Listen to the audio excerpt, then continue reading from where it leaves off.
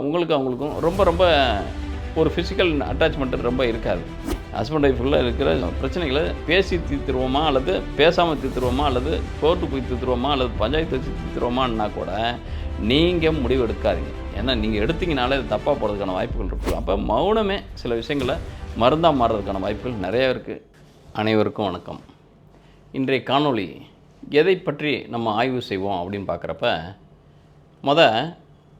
ஒவ்வொரு ராசிக்கும் அதாவது இல்லற வாழ்க்கை எப்படி இருக்கும், அதாவது இந்த ஆண்டில் எப்படி இருக்கும், ஆல்ரெடி அவங்களுக்கு எப்படிப்பட்ட மன வாழ்க்கை அமையும், அதாவது விவாகரத்தா அப்படின்னு பார்வையிலையும் பார்க்கலாம், அல்லது எப்படிப்பட்ட தன்மையில் விவாகம் நடக்கும், அது எப்படிப்பட்ட பிரச்சனையை ஃபேஸ் பண்ணி அது விவாகரத்து வரைக்கும் போகுமா, அல்லது அப்படியே எப்போயுமே ஒரு லைஃப்பில் ஒரே தன்மையில் போகிறதுன்றது கிடையாது. ஊடல் இருந்தால் தான் கூடல் இருக்கும், கூடல் இருந்தால் தான் க்ரியேஷன்ஸ் இருக்கும், சந்ததிகள் இருக்கும். சந்ததிகளுக்காக தான் திருமணமே பண்ணுறோம். அப்படின்றப்ப இந்த சந்ததிகள் வர்றது அல்லது சந்ததிகளுக்கு முன்னாடியே நம்ம எப்படிப்பட்ட திருமண வாழ்க்கை அமையும், நம்ம விருப்பப்படியா விதிப்படியா, அல்லது நம்ம பெரியவங்க பார்த்து வைக்கிறதா, அல்லது நம்ம அரேஞ்ச் பண்ணிக்கிறக்கூடிய லவ் மேரேஜா, இப்படியெல்லாம் ஒரு நிறையா ஒவ்வொருத்தருக்கும் சில கன்ஃபியூஸ் நிறையா இருக்கும். எப்படிப்பட்ட மன வாழ்க்கை அமையும், நம்ம விரும்புகிறவரை கல்யாணம் பண்ண முடியுமா, அல்லது கல்யாணம் பண்ணுறவர் நாம் விருப்பப்படி நடந்துக்குவாரா, அல்லது விருப்பப்படி நாம் நடந்துக்கிறதுக்கான வாய்ப்புகள் இருக்கா, அல்லது ஏதாவது நம்மளோட ஒத்து எப்பயுமே ரெட்டை மாட்டு வண்டி எப்படின்னாக்கா ஒரு மாடு சண்டியாகவும் ஒரு மாடு நொண்டியாகவும் இருந்தாலும் அது ஊர் போய் சேராது. அதுபோல் என்னென்னா வாழ்க்கையில் 2 பேர் கணவன் மனைவி 2 பேர்ன்றது மனமொத்த தம்பதிகளாக இருந்தால் மட்டும்தான், அதாவது அண்டர்ஸ்டாண்டிங்கிறது ஃபுல்லி பர்ஃபெக்டாக இருந்தால் மட்டும்தான் ஒரு விஷயத்தை ஹேண்டில் பண்ண முடியும். அதில் சின்ன சின்ன கருத்து வேறுபாடுகள் கூட குறைச்சா இருக்கலாம், அது ஒரு தவறு கிடையாது. பட் ஆனால் கருத்து வேறுபாடே இல்லாத தன்மையில் பயணிக்கிறதும் அப்போ யாரோ யாருக்கோ அடிமைப்பட்டு வாழ்கிறாங்கன்னு அர்த்தம். அதாவது எதிர்த்து பேச முடியாத அளவுக்கு புள்ள பூச்சியாக இருக்கிறதுக்கான வாய்ப்புகள் இருக்குது. அது ரொம்ப நாள்லாம் ட்ராவல் பண்ண முடியாது. ஏன்னாக்கா சாது மிரண்டால் காடு கொள்ளாதுன்ற லெவலில் சில விஷயங்கள் சில இடங்களில் தெரிச்சிரும். அதாவது எப்படின்னாக்கா அவ்வளோ வரைக்கும் பொறுத்தே போயிட்டே இருப்பாங்க. பொறுத்தார் பூமி ஆழ்வார் அப்படின்ற மாதிரி ரொம்ப பொறுத்து போவாங்க. பொங்கி எழுகிறப்ப என்னென்னா சுனாமியோட மிகப்பெரிய அளவில் லைஃப்பை புரட்டி போட்டு போயிடும். அது நீங்கள் எவ்வளோ தான் எக்கனாமிக்கலாகவும் ஃபினான்ஷியலாகவும் பெரிய ஹைலைட்டு பொசிஷனில் இருக்கக்கூடிய நபராக இருந்துருப்போங்க, நீங்கள் பொலிட்டிக்கலில் இருந்துருப்போங்க, நீங்கள் பிஸ்னஸில் இருந்துருப்போங்க, நீங்கள் பெரிய உங்களுக்கான இணை இந்த உலகத்தில் வேறு எவரும் இல்லை அப்படின்ற ஒரு ஹைடெக்கான ஒரு பர்சனாக இருந்திருப்பாங்க. அது ஒன்றும் பிரச்சனை கிடையாது. ஆனால் இன்டர்னல் லைஃபு எவ்வளோ பெரிய பிக் ஷாட்ஸ் பார்க்குறோம், எவ்வளோ பெரிய மல்டி மில்லியனரை பார்க்குறோம், எவ்வளோ பெரிய பொருளாதார ரீதியாக உச்சக்கட்டத்தை தொட்ட மனிதர்களை பார்க்குறோம், ஆட்சி அதிகாரங்களில் இருக்கக்கூடிய மனிதர்களை பார்க்குறோம். ஆனால் இன்டர்னல் லைஃப்னு வந்ததும் அவங்களுக்கு ஏற்படக்கூடிய மிகப்பெரிய அளவில் என்னென்னாக்கா ஒரு 1,00,000 பேரை தன்னோட கீழே வச்சு சம்பளம் கொடுத்து மேனேஜ் பண்ண முடியும். ஆனால் ஒத்த ஆளை வீட்டில் வச்சு அவரால் மேனேஜ் பண்ண முடியாது. அதனால் அவர் பேரத்தை வாங்கிடுவார் அல்லது அவங்கள விட்டு விலகிடுவார். இந்த மாதிரி தன்மைகளில் இன்டர்னல் லைஃப்ன்றது ஓடும். அதன் அடிப்படையில் பார்க்குறப்போ ஒவ்வொரு ராசிக்கும் எப்படிப்பட்ட அமைப்பு இருக்கும், உங்களுடைய ஜனனச்சாட்டு அப்படின்றது தான் பெருவாரியாக நிர்ணயிக்கும். ஆனால் பொதுவாக கிட்டத்தட்ட ஒரு 15-20% இந்த ராசியின் அடிப்படையில் இந்த மாதிரி தன்மையில் நடக்கும், இந்த மாதிரி தன்மையில் இருக்கும் மன வாழ்க்கை, அவங்களுடைய மிஸ் அண்டர்ஸ்டாண்டிங் வாழ்க்கை அல்லது பிரிவு வாழ்க்கை அப்படின்றது கணிக்க முடியும். அதன் அடிப்படையில் பார்க்குறப்ப இந்த ஆண்டும் இத்தகைய தன்மையில் விருச்சிக ராசினியர்களுக்கு எப்படிப்பட்ட இந்த இல்லற வாழ்க்கை அப்படின்றது ஜென்ரலாகவே உங்களுடைய ஜாதகத்துக்கு இருக்கும், அங்கே ராசிக்கு இருக்கும் அப்படின்னு பார்க்குறப்ப கூடுதலாக 2024 எப்படிப்பட்ட அமைப்பையும் தரும்.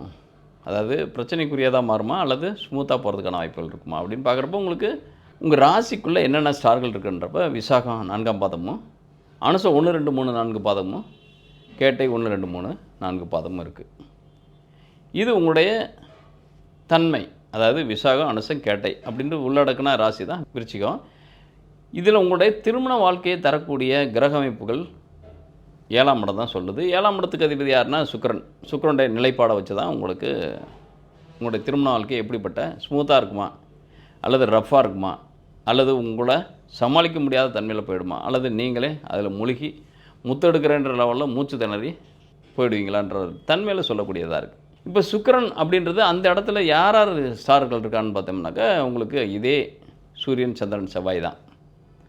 அப்போ இந்த சுக்கிரன்றது எந்தெந்த ஸ்டாரில் இருக்கக்கூடாது, எந்தெந்த கிரகத்தில் இருக்கக்கூடாதுன்னு பார்த்தோம்னாக்கா சுக்கிரன்றது செவ்வாயோட நட்சத்திரத்தில் இருக்கவே கூடாது. அப்போ சுக்கிரன் 6ஆம் இடத்துக்கு தொடர்பற்ற தன்மையில் இருந்தால் மட்டும்தான் உங்களுக்கு திருமண வாழ்க்கைன்றது அமைதியாக இருக்கும். 6ஆம் இடத்து தொடர்புடையது உங்கள் ராசி தான் அத்தனைக்கு செவ்வாய். ஆனால் 6ஆம் இடத்துக்கும் அவரே தான் செவ்வாய். அப்போ உங்களுக்கு எப்பயுமே 7ஆம் இடத்துக்கு அதிபதி 6ஆம் இடத்துக்கு வந்துட்டாலோ அல்லது 6ஆம் அதிபதி சாரம் பெற்றாலோ சிக்கலாக போகிறதுக்கான வாய்ப்புகள் அல்லது பிரிஞ்சு போகிறதுக்கான வாய்ப்புகள் இருக்கும் அல்லது அது. அப்போ நீங்கள் அந்த இடத்துல யார் செவ்வாய்க்கு உண்டான நட்சத்திரங்கள் எது அப்படின்னா சுக்கிரன் எந்தெந்த நட்சத்திரங்களும் இருக்கக்கூடாது உங்கள் ஜாதகத்தில் அப்படின்னு பார்க்குறப்ப அட் ப்ரெசென்ட் சுக்கிரனை பொறுத்த வரைக்கும் சனியோட சாரத்தில் தான் இருக்கார் 2024ன்றது. அப்போ இந்த 2024ன்றது பெருசாக உங்களுக்கு இம்பேக்ட் தராது. ஆனால் நேச்சர் சார்ட்டில் உங்களுக்கு சுக்கிரன் வந்து மிருகசீரிடம் சித்திரை அவிட்டம் இந்த ஸ்டாருக்குள்ளே அவர் இருந்தாருனாக்கா அந்த திசாபுத்தி காலங்களில் சிக்கல் வர்றதுக்கான வாய்ப்புகள் இருக்கும். சரி, நீங்கள் விசாக நட்சத்திரமாக இருக்கீங்க, அதாவது விருச்சிக ராசியில் விசாக நட்சத்திரத்தில் இருக்கீங்க. உங்கள் ராசி அதிபதின்றது செவ்வாயாக இருந்தாலும் ஸ்டார் அதிபதின்றது குருவாக இருக்கார். அப்போ 7 குடைவன் யாருன்னா சுக்கிரன். அப்போ உங்களுக்கு நீங்கள் குருவோட ஸ்டாரில் இருக்கீங்க, பட் 7 குடைவன் வந்து சுக்கிரனுடைய ஸ்டாரில் இருக்கார். அப்போ அவங்களுக்கு மேட்ச் ஆகிறது ரொம்ப ரொம்ப கடினம். அதுலேயும் அவர் வந்து அந்த சுக்கிரன்றது உங்கள் ஜாதகத்தில் செவ்வாயோட சாரம் பெற்றாலோ மிகப்பெரிய அளவில் சிக்கல் கொடுக்கறதுக்கான வாய்ப்புகள் இருக்கும். சிக்கல்னா அவங்களோட பிரிந்து போகிறதுக்கான வாய்ப்புகள் இருக்கும். 8ஆம் இடத்துல புதன்றது ஆல்ரெடி உங்களோட ராசியிலேயே கேட்டை நட்சத்திரமாக இருந்தால் மட்டும்தான் இது சிக்கல் தரதுக்கான வாய்ப்புகள் இருக்கும். சிக்கல்னால் உங்களுக்கும் ஒரு மிஸ்மேட்ச் ஆகும், அல்லது உங்களை மெர்ஜாக வர்றதுக்கான வாய்ப்புகள் கம்மியாக இருக்கும், அல்லது விலக்கி இருக்கிறதுக்கான வாய்ப்புகள் இருக்கும், அல்லது செப்பரேஷனாக இருக்கிறதுக்கான வாய்ப்புகள் இருக்கும். இந்த மாதிரி தன்மைகள் இருக்கும். அதாவது உங்களுடைய ராசி நட்சத்திரம் அப்படின்றது உங்களுக்கு கேட்டையாக இருந்தால் இல்லை அனுசம் அட் ப்ரெசண்ட்டு அனுசம் தான் சுக்கிரன் இருக்கிற இடம், அது ஓகே, நல்லாயிருக்கு, கோச்சாரம் நல்லாயிருக்கு. ஆனால் நேட்டல் சார்ட்டில் அனுசம் அப்படின்றப்ப உங்களுடைய ஜென்ம நட்சத்திரமாக இருந்து 7ஆம் இடத்துல சூரியன் சந்திரன் செவ்வாய், அப்போ 3 கோளுமே. அப்போ அது அதிகபட்சம் உங்களுக்கு சுக்கிரன் வந்து செவ்வாயில் இருந்தால் நிச்சயமாக பிரச்சனையை கொடுத்து பிரிஞ்சு போகிறதுக்கான வாய்ப்புகளை கொடுத்துருவார். உங்களுடைய அனுசமாக இருந்து சுக்கிரன் வந்து உங்களுடைய மிருகசீரிடம் சித்திரை அவிட்டம் இந்த நட்சத்திரங்களில் அவங்க இருந்தாருனாக்க, அல்லது செவ்வாய்க்கு திரிகோணத்தில் சுக்கிரன் இருந்தாலே உங்களுக்கு திரிகோணம்ன்றது 1, 5, 9 இருந்தாலே சிக்கலாகிறதுக்கான வாய்ப்பு. சிக்கல்னா செப்பரேட் ஆகிறதுக்கான வாய்ப்புகள் அதிகமாகவே இருக்கும். இல்லை சார் சுக்கிரன் வந்து சந்திரனுடைய ஸ்டாரில் தான் இருக்கார், உங்களுக்கு வந்து ரோகிணி திருவோணம் அஸ்தத்தில் தான் இருக்கார் அப்படின்னம்னாக்கா மறுமண திருமணங்களாக இருந்தால் அது ஓகே, அது உங்களுக்கு சூட்டபிள் ஆகிடும். அல்லது கொஞ்சம் நேரம் பிடிச்சி அதாவது அவங்க வெளிநாட்டு மாப்பிள்ளையாவோ வெளிநாட்டில் ஒர்க் பண்ணக்கூடியதோ பிரிஞ்சிருக்கிறது தற்காலிகமாகவோ ஃபிசிக்கலாகவோ கொஞ்சம் பிரிஞ்சிருந்து அதுக்கப்புறம் இணையறதுக்கான வாய்ப்புகள். சின்ன சின்ன சண்டைகள் வரும், பிரிஞ்சு போவாங்க, ஒரு 4 மாதம் 6 மாதம் இருப்பாங்க, அல்லது 2 வருஷம் 1 வருஷம் இருப்பாங்க, அப்புறம் திரும்பி வருவாங்க. இந்த மாதிரி தன்மையில் இருக்கும். அதே சூரியனுடைய ஸ்டாரில் இருந்தார் சுக்கிரன் அப்படின்னம்னாக்கா மற்ற ஸ்டார்லாம் பார்த்திங்கன்னா ரொம்ப பாதிக்காது. இந்த 3 தன்மைகள் தான் 7ஆம் இடத்துல இருக்கக்கூடிய அதுலேயே 9 நட்சத்திரங்கள் வந்துடும் அதிகபட்சம். இதில் தான் அமையும். பட் அது அமைஞ்சால் எப்படிப்பட்ட தன்மையில் இருக்குன்றதான் சொல்கிறேன் நான். சூரியனோட ஸ்டாரில் அதாவது செவ்வாயோட ஸ்டாரில் இருந்தாருனாக்கா எப்படி தன்மையில் இருக்கும்னாக்கா ஆல்ரெடி சொல்லிட்டோம், சந்திரனை சொல்லிட்டோம். இப்போ சூரியனோட ஸ்டாரில் இருந்தால் அதிகபட்சம் அவங்களுக்கும் ரொம்ப ரொம்ப ஒரு ஃபிசிக்கல் அட்டாச்மெண்ட்டு ரொம்ப இருக்காது. அதாவது அப்போ கார்த்திகை உத்திராடத்தில் இருந்தாருனாக்கா உங்களுக்கு ஃபிசிக்கல் அட்டாச்மெண்ட்டு நிறையா இருக்காது. அப்போ ஏதோ அவங்க பட்டா வருவாங்க, அவங்க பட்டா வருவாங்க, நீங்கள் உங்கள் வேலையை பார்ப்பீங்க, அவங்க வேலையை பார்ப்பாங்க. பொருளாதாரம் சார்ந்த வாழ்க்கை உங்களுக்கு ஓடிட்டுருக்கும். அப்போ பெருசாக உங்களுக்குள்ள ஒரு ஷேரிங் கூட பெருசாக பண்ணிக்க மாட்டீங்க, அவ்வளோதான். அதாவது இப்போ இருந்தும் ஒன்றும் இல்லாமல் திருமணத்துக்கு முன்னாடி எப்படி ஒரு கேரக்டர் இல்லையோ அதே மாதிரி திருமணத்துக்கு பிறகு ஒரு பெருசாக ஒரு கேரக்டர் உங்களுக்கு ஏதாவது ஒன்று நல்லது கெட்டது நடந்தால் கூட அதில் ரொம்ப கலந்துக்க மாட்டார். இன்னும் சொல்லப்போனால் உங்களுடைய சைடில் இருக்கக்கூடிய ரிலேஷனுக்குள்ளே நடக்கக்கூடிய மேரேஜுகளோ அல்லது ஈவெண்ட்டுகளோ அதில் கூட அவர் பெருசாக பார்ட்டிசிபேட் பண்ணிக்க மாட்டாங்க, ஒரு அட்டாச்மெண்ட் காட்டிக்க மாட்டாங்க. அந்த மாதிரி தன்மையில் இருப்பாங்க. அப்படின்றப்ப இந்த இடத்துல 7ஆம் இடத்துக்கு அதிபதி தான் உங்களுடைய கணவனையோ மனைவியோ டிசைட் பண்ணுது யாருன்னா சுக்கிரன். அப்போ சுக்கிரன் எந்தெந்த தன்மையில் இருந்தால் அப்படின்றது தான். இதில் செவ்வாயோட தன்மையில் இருந்தால் மட்டும்தான் அவங்களுக்கும் மேட்சே ஆகாது. நீங்கள் வந்து செப்பரேஷன் ஆகிறதுக்கான வாய்ப்புகள் தான் 100% இருக்கிறதுக்கான வாய்ப்புகள் இருக்கும். அப்போ அந்த செவ்வாயோட பார்வையும் படக்கூடாது. அந்த இது யார் சுக்கிரனுக்கு செவ்வாய் சந்திரன் சேர்ந்துருந்தோ, செவ்வாய் சுக்கிரன் சேர்ந்துருந்தோ, செவ்வாய் சுக்கிரன் பார்வையை பெற்றோ, அல்லது செவ்வாய் சுக்கிரன் திரிகோணத்துலையாவது 1, 5, 9 இருந்தாலும் உங்களுக்கு பாதிப்புகள்ன்றது அவங்கள அந்த திசாபுத்தி நடக்கிற பட்சத்தில் அது கொஞ்சம் பிரித்து வைக்கிறதுக்கான வாய்ப்புகள் கொடுக்கும். தற்காலிகமாக பிரிச்சுங்க. எனக்கு உங்கள் 3 மாதம் 6 மாதம் 1 வருஷம் 2 வருஷம் தான் அதிகபட்சம் இருக்கும். அவள் பிரிஞ்சுட்டு திரும்பி வந்து சேர்றதுக்கான வாய்ப்புகளை பெறுங்க. இல்லை அந்த மனுஷனே சரியாக வராது, அந்த மனுஷனோட இது வரைக்கும் எடுத்த முடிவுகள் அனைத்தும் முடிஞ்சு போச்சு, இனிமேல் பயன்படாது அப்படின்னா உங்களுடைய அடுத்து திருமணத்துக்கு ஏதாவது வாய்ப்பு இருந்தானாக்கா அது சப்போர்ட் பண்ணுறதுன்றது யாருன்னா சந்திரன் தான் சப்போர்ட் பண்ணுவார் உங்களுக்கு. சந்திரன்றது உங்களுக்கு ராசிக்கு நட்பு பெற்ற நிலை தான். அப்போ சுக்கிரன்றது சந்திரனில் இருக்கிற மாதிரி வரனா இருந்துச்சுனாக்கா அது பெஸ்ட்டாக இருக்கும் உங்களுக்கு. அது ரீமேரேஜுக்கான சப்போர்ட் பண்ணக்கூடிய தன்மையில் இருக்கும். ஆனால் புதனுடைய சாரத்தில் இருக்க மட்டும் எந்த காரணத்தை முன்னிட்டு சுக்கிரன் புதனோட சாரத்திலேயோ புதன் சுக்கிரன் சாரத்தில் இருந்தாலோ அதை நீங்கள் எடுத்துக்காதீங்க. ஏன்னா ஒன்று உங்கள் ராசி அந்த ஆப்போசிட் ராசி அதிபதி புதனுடைய சாரத்திலேயோ அல்லது புதன் சுக்கிரன் சாரத்தில் இருந்தாலும் சரி. அதே மாதிரி செவ்வாய் இந்த இடத்துல என்னன்னா சுக்கிரன் எப்படி செவ்வாய் சொன்னனோ அதே மாதிரி தான் செவ்வாய் சுக்கிரன் சாரத்தில் இருந்தாலும் இந்த மாதிரி அந்த டைம் பெருசாக பஸ்ட் ஆகும் லைஃபு. அதுக்கப்புறம் அது சரியாகுமா சரியாகாதுன்றது உங்களுடைய மைண்ட் செட்டு தான். உங்களுடைய ராசிக்கு 5ஆம் இடத்துக்கு குரு 2-5 கூட குரு தான் டிசைட் பண்ணுவார். ஆல்ரெடி இப்போ இந்த கோச்சாரம் பார்த்தீங்கன்னா குரு 6ஆம் இடத்து 5 கூடன்னு 6ல் இருக்கான். புத்தி தடுமாற்றம் நிறையா. சரியான டிசைன் உங்களால் பண்ணவே முடியாது. நீங்களே முடித்தா கூட இந்த பிரச்சனை முடிச்சிருவோம், ஹஸ்பண்ட் ஒய்ஃபுக்குள்ளே இருக்கிற பிரச்சனைகளை பேசி தீர்த்துருவோமா அல்லது பேசாமல் தீர்த்துருவோமா அல்லது கோர்ட்டு போய் தீர்த்துருவோமா அல்லது பஞ்சாயத்து வச்சு தீர்த்துருவோமான்னா கூட நீங்கள் முடிவு எடுக்காதீங்க. ஏன்னா நீங்கள் எடுத்தீங்கனாலே அது தப்பாக போகிறதுக்கான வாய்ப்புகள் இருக்கும். அப்போ நீங்கள் பேசாமல் விட்டால் கூட சரியாக போயிடும் இன்னும் சொல்லப்போனால். ஏன்னா இந்த குருன்றது ஜஸ்ட்டு 7ஆம் இடத்துக்கு வந்துட்டாருனாலே அநேக பிரச்சனைகள் தீர்றதுக்கான வாய்ப்புகள் இருக்கும். அது பகை பெற்ற வீடு தான், ரைட்டு, ஓகே. பிரச்சனை எப்படின்னாக்கா சில விஷயங்கள் என்னென்னா பேசாமல் இருந்தாலும் தானாக தீர்ந்து போகும். பேசி பெருசாக்கிறத விட பேசாமல் அது சிறுசாக்கிறது பெஸ்ட்டு. அப்படின்றப்ப நீங்கள் சில விஷயங்கள் ஆறப்பட்டாலே அது அடங்கி போயிடும். அது இல்லாமல் நான் எடுத்து ஏதாவது தீர்வுகள் எடுக்கிறேன்னு சொல்லிட்டு நீங்கள் ஏனோ தானே எடுத்திங்கனாக்கா அது சிதைந்து போகிறதுக்கான வாய்ப்புகள் இருக்கும். அப்போ மௌனமே சில விஷயங்களை மருந்தாக மாறுறதுக்கான வாய்ப்புகள் நிறையா இருக்குது. அதனால் இந்த விருச்சிக ராசினியர்கள் இந்த ஜென்ரலாக உங்களுக்கு கிடைக்கக்கூடிய திருமண வாழ்க்கைன்றது சுக்கிரன் தீர்மானிக்கிறாரு. சுக்கிரன் செவ்வாய் சுக்கிரன் சாரத்தில் இருந்தால் நிச்சயமாக அந்த வரங்களை தவிர்த்துருங்க. அல்லது வரன் அப்படி தான் இருக்குது அப்படின்னோம்னா அந்த தசாபதியை கடந்துருங்க. வேறு ஒன்றும் கிடையாது. செஞ்சாச்சு. ஆல்ரெடி நீங்கள் பொருத்தம் பார்த்தா கல்யாணம் பண்ணீங்க. 10க்கு 10 பார்த்தீங்க, 10க்கு 9 இருக்குது, நல்லா இருக்குது. 1க்கு 4 ஜோசியெல்லாம் பார்த்தோம், செஞ்சோம், வச்சோம்.